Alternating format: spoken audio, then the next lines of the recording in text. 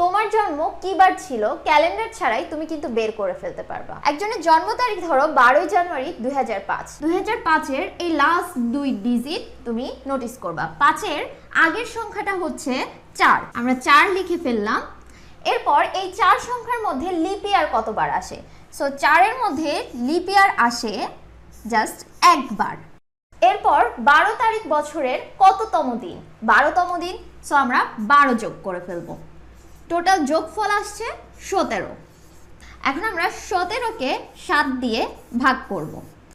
এখন আমরা একটা ছোট্ট কোড মনে রাখবা, 2000 সালের সমস্ত সালগুলোর ক্ষেত্রে আমরা রবিবার থেকে শুরু করব। সো এখানে যেহেতু ভাগশেষ আমাদের 3 এসেছে এবং এটা 2005 সাল ছিল, সো রবিবারের পরে আমি 3 দিন অ্যাড করব, সোম, মঙ্গল, বুধ।